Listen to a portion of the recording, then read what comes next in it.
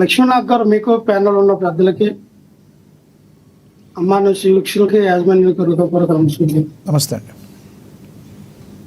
ఇప్పుడు ఎల్లకాలం అందరూ కూడా ఒకే విధంగా, ఒకే రకంగా మాట్లాడాలి, ఒక విధంగా ఉండాలి, ఒకే బాడీ లాంగ్వేజ్ చూపించాలి, ఒకే మేనరిజం చూపించాలి, రూల్ ఏం లేదు. అలాగని ఆరోగ్యంగా ఉండాలి, ఆరోగ్యవంతంతో తన యొక్క మేనరిజం చూపించాలని విధానం కూడా కాదు. ఎగ్జాంపుల్ ఏంటంటే, ఆయన వరకు కాదు, నాకు నేను ఇప్పుడు చెప్పాలి. మీకు డిబేట్ ఉందని మీరు చెప్పారు, కరెక్ట్గా 3 గంటల 35 నిమిషాలకి నాకు షుగర్, బీపీ 2 డౌన్ అయిపోయి. ఇప్పుడు అదే పరిస్థితిలో 1 గంట సేపు నేను మనిషి కాలేకపోయి. ఏంటి పరిస్థితి అనే దీంట్లో కొంచెం ఆ షుగర్, బీపీ కంట్రోల్లో తెచ్చుకున్న తర్వాత 1 గంట రెస్ట్ తీసుకున్న తర్వాత మళ్ళీ మీ టీవీ డిబేట్లో మాట్లాడడానికి కూర్చొని. థ్యాంక్ యూ అండి. ముందు మీరు హెల్త్ సరిగ్గా చూసుకోవాలి. అన్నమాట ప్రకారం వచ్చినందుకైతే ధన్యవాదాలు. బట్ మీరు కొంచెం హెల్త్ని కూడా చూసుకుంటూ మీరు మాట్లాడాలని కోరుకుంటున్నాం మా ఛానల్. నేను అనేది ఏంటంటే, ఖచ్చితంగా మనిషిలో ఒక ఆరోగ్యం కానీ, మనిషిలో ఒక మేనరిజం అన్ని రకాలుగా, అన్ని తరఫాలాగా ఒకలాగా ఉంటాయి అనేది అనుకోకూడదండి. ఇప్పుడేం జరుగుతుంది అంటేనే అది మాకు తెలియదు. కానీ ఇక్కడ రాజకీయ కోణంలో చూసుకుంటే చాలా మంది విమర్శలు చేస్తారు, చాలా మంది ఆరోపణలు చేస్తారు, చాలా మంది అభియోగాలు చేస్తారు. అన్ని భరించాలి.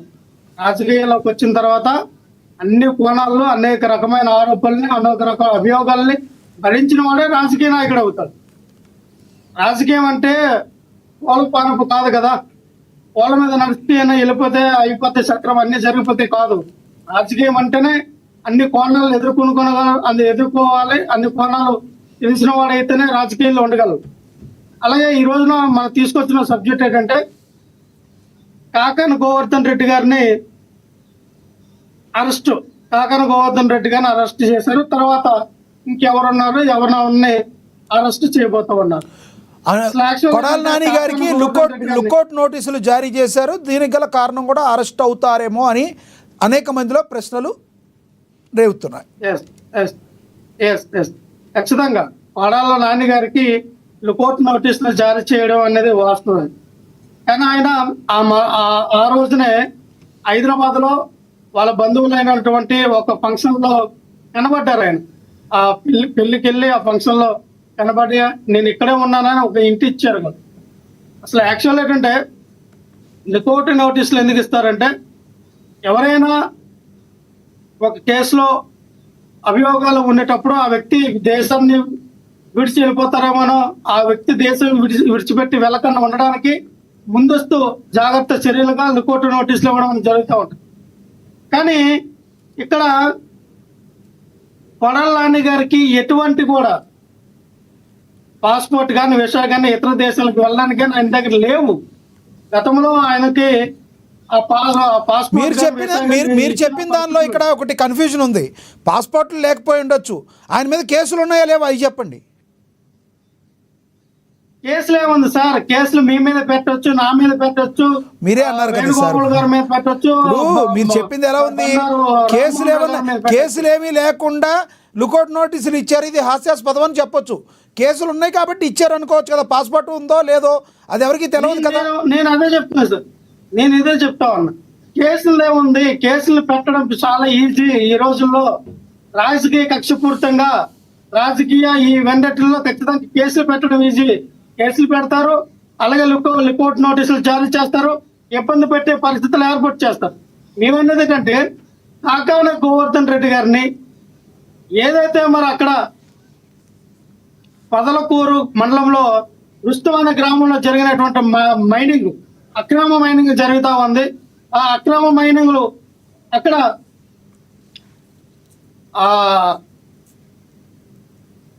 ఉన్నటువంటి మైనింగ్ ఏదైతే ఉందో, మిక్సింగ్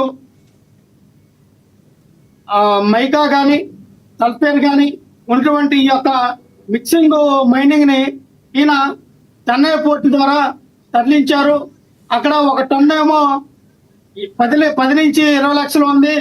ఆ రకంగా 7,88 కోట్ల రూపాయల వరకు కూడా ఈయన దోసుకునే ఈ కార్యక్రమం చేశారని ఒక అభియోగం మోపారు. కానీ యాక్చువల్ ఏంటంటే, ఇక్కడ ఉన్నటువంటి ఒక టన్ను విలువ 20,000 రూపాయలు మాత్రమే ఉంది. కానీ వీళ్ళు ఏమని చేస్తారంటే 10 లక్షలు ఒక టన్ను ఉందని చెప్పి పోలీసులు ఆ రిమాండ్ రిపోర్ట్ లో రాయడం జరిగింది. అలాగే ఇక్కడ వచ్చేసరికి మళ్ళీ ఏం చెప్తూ ఉన్నారు ఇదే పోలీసులు, గతంలో ఆ మైనింగ్ లో అవకతవకలు జరిగినాయి, అక్రమ మైనింగ్ జరిగిందని జగన్మోహన్ రెడ్డి గారి ప్రభుత్వ హయాంలోనే తన మీద ఒక మైనింగ్ అధికారులు ఎవరైతే ఉన్నారో వాళ్ళందరూ కూడా ఆ మైనింగ్ ని పరిశీలన చేసి ఇక్కడ ఎటువంటి అక్రమ మైనింగ్ జరగలేదు, 1050 మెట్రిక్ టన్నుల ఈ సల్ఫేర్ అండ్ మైకా మిక్సింగ్ అయినటువంటి ఆ యొక్క ఏవైతే ఈ గనులు ఉన్నాయో అవి అలాగే ఉన్నాయి, ఎటువంటి అపహరణ జరగని చెప్పి వాళ్ళు ఒక నివేదిక ఇవ్వడం జరిగింది. ఆ నివేదికలో ముఖ్యుడు సభ్యుడైనటువంటి ఈ బాలాజీ నాయక్, ఎవరైతే ఇప్పుడు ఈ బాలాజీ నాయక్ అనే వ్యక్తితో మరి ఈ యొక్క అది గోవర్ధన్ రెడ్డి గారి మీద కేసు పెట్టించారు, ఆయన ఆ రోజున ఇచ్చిన నివేదికలో ఉన్నాడు. మరి ఆ రోజున ఇచ్చిన నివేదికలో ఆయన ఒక వ్యక్తిగా ఉన్నటువంటి ఒక సభ్యుడిగా ఉన్నటువంటి వ్యక్తి, అదే వ్యక్తి ఈ రోజున ఎస్సీ ఎస్టీలని బెదిరించారు, అక్కడ ఉన్న స్థానిక గిరిజనుల్ని బెదిరించారు అని చెప్పి ఈ వ్యక్తి వెళ్ళి కంప్లైంట్ ఇచ్చాడు. ఈ బాలాజీ నాయక్ అనే వ్యక్తి అంటే ఏ రకంగా అధికారులను బెదిరించి, ఏ రకంగా అధికారులను వాళ్ళ వైపు తిప్పుకొని నయ్యానో భయానో వాళ్ళని మోసగిచ్చి ఈ విధంగా మీరు కేసు పెట్టండి అని చెప్పి ఆయన మీద లక్ష్మణరావు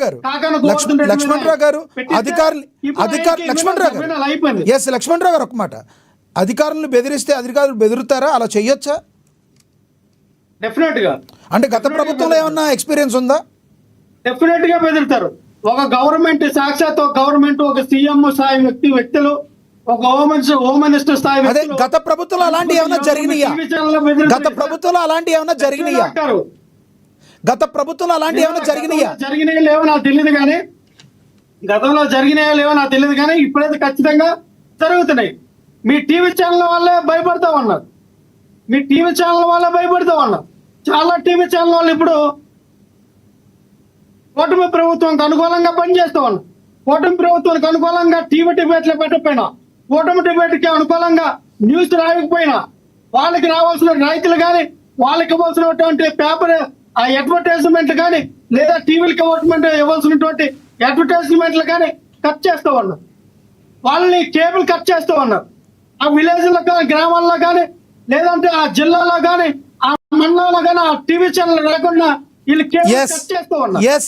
రైట్. మీకైతే ఒకటి తెలవాలి, మీకైతే ఒకటి తెలవాలి. ఎవరేమో తెలియదు కానీ అమ్మా న్యూస్, ఏఎన్ఎన్ న్యూస్కు మాత్రం అలాంటి భయాలు ఏమీ లేవు. ఎవరు ఏది ఉన్నా కూడా నిష్పక్షపాతంగా మాట్లాడతాం.